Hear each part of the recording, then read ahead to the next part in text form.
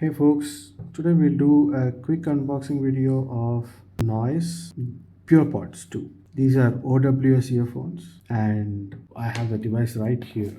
This I just got it today. We will do a quick unboxing of this and then compare and contrast it with the first version, which is the Noise PurePods. Let's get right into it. So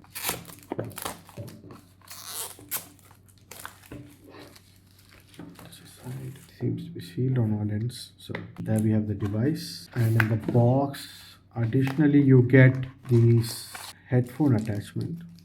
They have redesigned these headphones to be portable, I guess, which is a good thing, and a USB cable.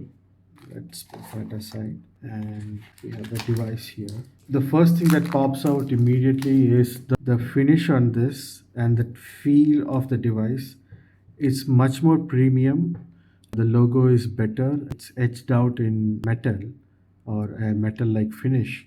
And this has a leathery touch, leathery finish to the box. This is so much better than the Noise PurePods. So this is my old Noise PurePods device. It's all banged up, but you can see it's all scratched up and also the Noise logo is gone. And this is how it looks. This is the second one that I bought. I'm a fan of the device. If you have not noticed that, you have not understood it already. So I was very excited for this new model. It's much thinner. It doesn't solve the problem of the first one where it's not pocket friendly. This is slightly less, what do you call it?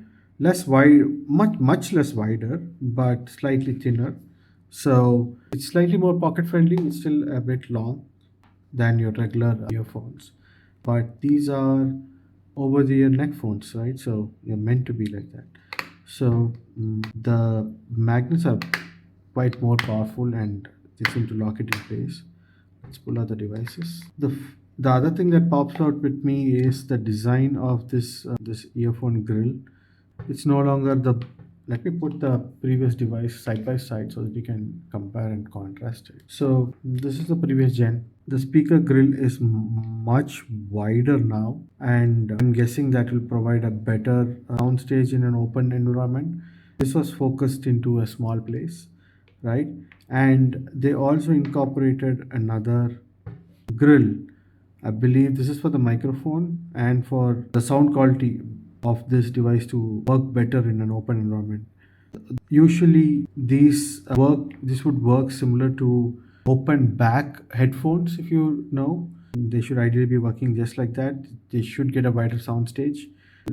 Hopefully this solves it, right? And the stem is slightly more flexible than the previous one, but I'm still scared about this breaking if I wear it during sleeping or during travel and things like that. Cool. So this device and this looks great, but about the audio quality, I will compare it in a different video after I use it for at least a week. I think that will be fair. So yeah, thanks for watching. I'll see you around. Bye. The other aspects that we need to compare are the features itself. This new device now comes with dual pairing. It is slightly, I don't know why they have gone down on the rating. If you look at this, there is IPX4, there's IPX5. That's a bummer. There's dual pairing, which is good, and there is Insta Charge, that would allow you to quickly use it and fastly. I think a 10 minutes charge would give you 2 hours, so that should be more than enough. And then the playtime has gone down. It's only 50 hours now compared to the 80 hours you had on the previous device.